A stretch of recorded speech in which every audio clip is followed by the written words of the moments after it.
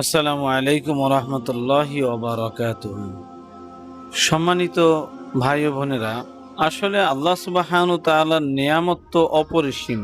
আপনি যদি সেটা উপলব্ধি করতে চান তাহলে প্রতিটা সেকেন্ডেই আপনি উপলব্ধি করতে পারবেন। কিন্তু আমার মনে হয় দুনিয়ার জমিনে রব্বুল আলামিনের যতগুলো নিয়ামত আছে তার চেয়ে শ্রেষ্ঠ সেরা নিয়ামত হচ্ছে মা বাবা। আপনার জীবদ্দশায় মা বাবাকে পেয়েছেন, দীর্ঘ সময় ধরে পেয়েছেন, আপনার মতো ভাগ্যবান দ্বিতীয়জন তৃতীয়জন হতে পারে না। কারণ আসলে তারা যে কি পরিমাণ রহমত আপনার জন্য, এটা আপনি এখন কল্পনা করতে পারবেন না। যখন আপনি হারিয়ে ফেলবেন হয়তো আপনার বাবাকে, নয়তো আপনার মাকে, তখন অনেক মেহসুস করতে পারবেন যে হা কি হারাইলাম, কাকে হারাইলাম, যেই ক্ষতিপূরণটা আপনার সারা জীবনও হবে না। মা বাবা আল্লাহ সুবহানাহু ওয়া তাআলার পক্ষ থেকে অনেক বড় নিয়ামত। এই নিয়ামতের যারা কদর করতে পেরেছে তারাই আসলে দামি।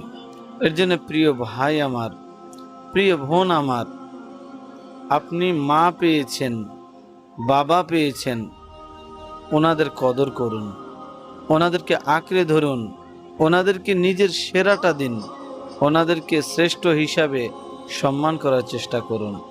আজকে যদি আপনি আপনার মা বাবার খেদমত করেন, দেখবেন কালকে আপনার সন্তানরা আপনার খেদমত করবে। রব্বুল আলামিন কখনোই তিনি বেইনসাফ করতে পারেন না। আল্লাহ রব্বুল আলামিন সবাইকে তার পরিপূর্ণটা, সে যতটুকু পাবে সেটাই তাকে দিবে।